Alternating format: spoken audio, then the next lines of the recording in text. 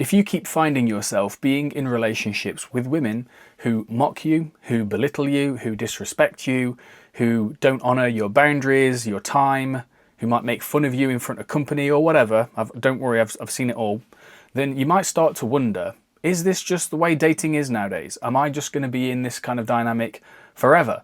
Is it even possible for me to find an amazing woman to be in a relationship with? Is this even possible for me? Well, mate, I'm here to tell you that recovery is possible. And I'm saying this from my own life because I used to experience relationships with women that were chaotic and emotionally abusive, but I recovered. And in this video, I want to give you 4 of the steps that I used to recover, to go through to the other side, where now my relationships are easy, fun, no drama, no chaos, and mutually respectful. And the first step is important because without it, nothing changes. But let me tell you, my recovery journey began when I found myself in a relationship with an emotionally abusive woman. Gaslighting, mocking me, disrespecting me, all the things I listed at the start of the video, all of it was in the dynamic. And the worst part about it was I was doing everything in my power to make her happy, meet her needs, to please her, never upset her, never rock the boat, as I was always taught growing up from the parents and teachers at school and stuff. A man should never upset a woman under any circumstances. So I internalized that. The problem was, it wasn't working. The harder I tried to please her, the worse and the more angry she seemed and cold and distant she seemed to get. Eventually though, this escalated because she started spending time, private time, one-on-one with other men without consulting me about it in advance. Now, I tolerated this because, again, the whole happy wife, happy life mentality. So I tolerated it, thinking that I can't say anything about it because it's going to upset her and maybe it is my trust issues and stuff like that. So I put up with it. But slowly, I noticed the respect from her drain. And with it, the attraction drained as well. We stopped being intimate, we grew apart, and eventually she left me for one of these men who I supposedly didn't have to worry about. The pain of that breakup presented me with 2 choices.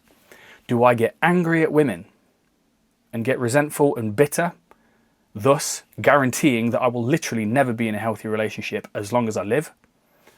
Or do I look at myself and ask an even deeper question than anything that women are up to? Why did I tolerate such bad behaviour for so long?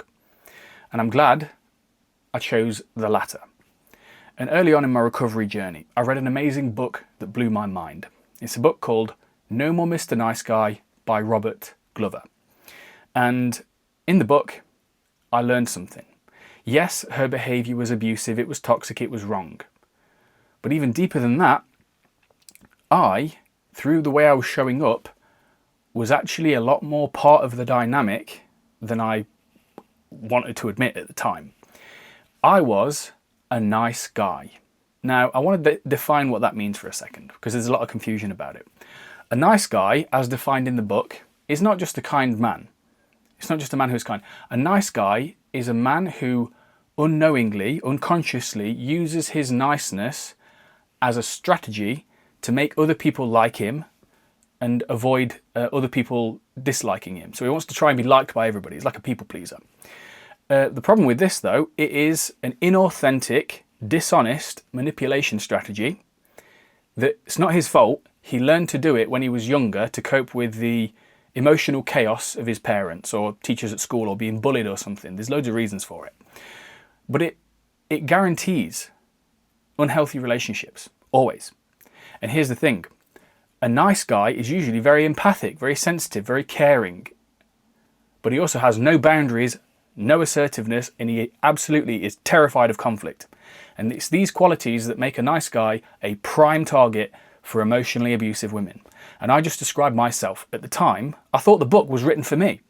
It described me to the letter. Now, you might not identify with being a nice guy as hard as I did initially. But what I want to invite you to do for this step is to become aware of the problem. I want you to start asking yourself how you are showing up. Are you assertive? Do you step into conflict? Are you passive in your relationships? Do you sort of let things slide? Do you take an active role? Do you change your personality to fit the other person? When it comes to your communicating your needs, are you clear about it and direct? Or are you kind of like, do you just hope the other person meets your needs without you having to ask for them? Do you do things that you don't want to do just to make her happy? All of these things are sabotaging your relationships, and they're all part of the whole nice guy syndrome. But now that I became aware of my nice guy syndrome, I was then primed to step into step 2, which is healing the root cause of it. And it was around this time that I had a very powerful experience that shocked me, honestly. I got home from the grocery store and I realised I had forgotten a few things off the list. Now, it was in that moment that I slowed down and noticed this voice in my head suddenly start brutally attacking me for it. For fuck's sake, how could you forget things? It's written on a list. Are you a child? What the hell is wrong with you? In that moment, I was like, holy shit, what is going on? That's crazy. And then it dawned on me, and then I realised that was a big clue to why I put up with bad behaviour for so long. I put up with bad behaviour from her for so long because it matched the self-hating internal narrative running in my own mind. We accept the love we think we deserve.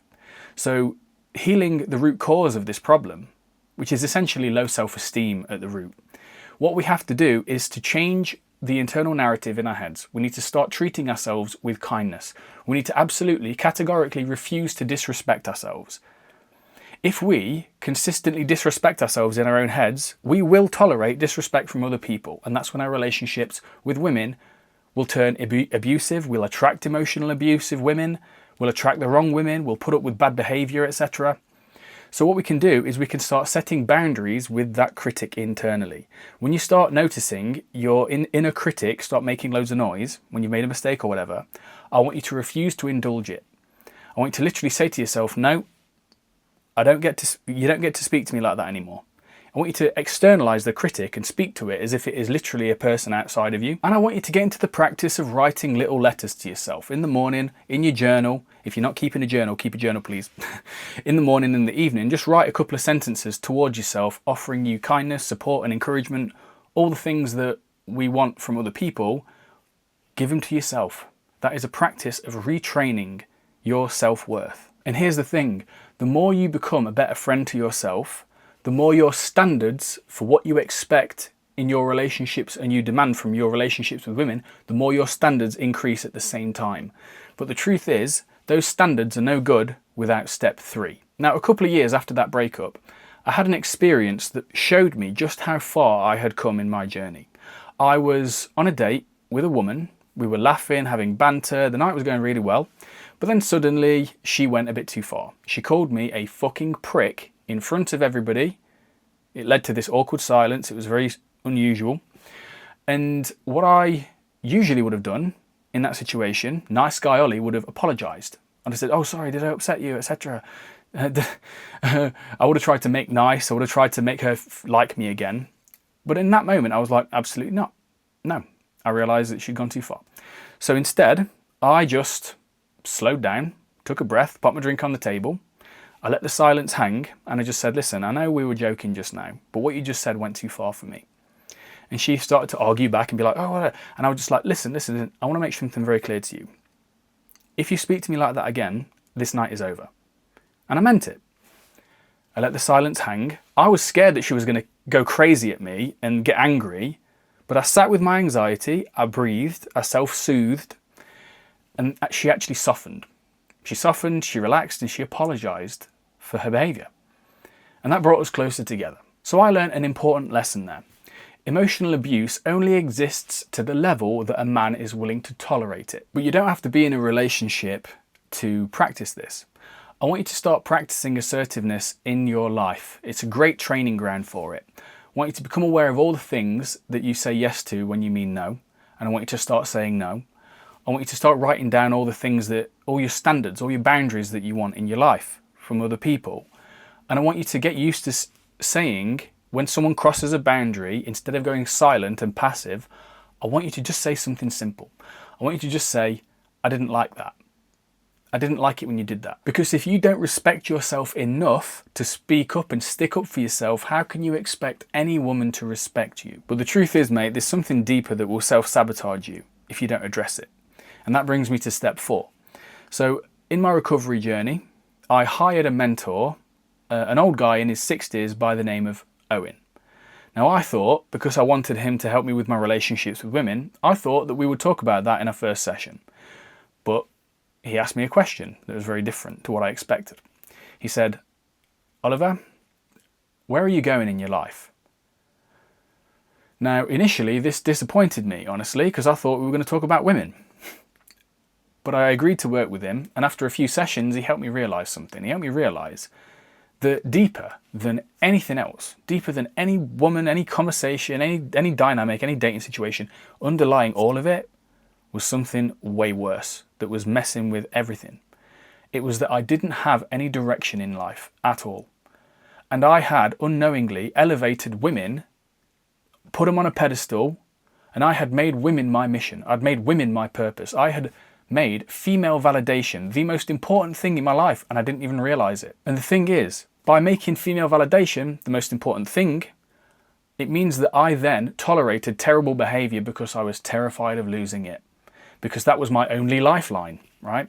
I was like on a ship at sea. Actually, I was more like on a canoe or a rubber dinghy with a hole in it at sea, just floating around, don't know where I'm going, and I'm looking for a woman to come and save me. That's how I actually felt at the time. So the real shift started happening when I was like, holy shit, what kind of life do I really want to build? Like, independent of women. If women didn't exist for a year, for 2 years, for 3 years, what kind of life would I build? And that's what led me to this YouTube channel. Really getting serious about this, really helping men. Generating an online income, traveling the world, firing my boss. All these things, I made them happen. And as I did that, I stopped being so needy towards women. So I had the courage and the confidence to set boundaries. And I gained something that you will gain if you do the same thing. The willingness to walk away when you are not respected. That's one thing that underlies all the men I've worked with that tolerate this kind of behaviour.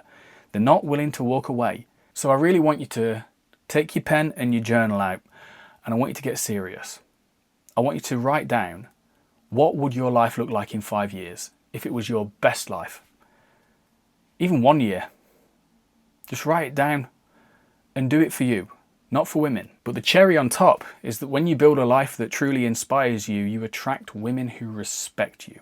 They respect you and they admire you. Mate, if you're done with chaotic, toxic, unfulfilling relationships with women in your life, and you're genuinely ready in a position in your life to do the work on resolving this so that you can finally attract an amazing woman into your life and build a relationship that lasts, the steps in this video are just a part of the work I do with men, and I only take on 2 clients a month.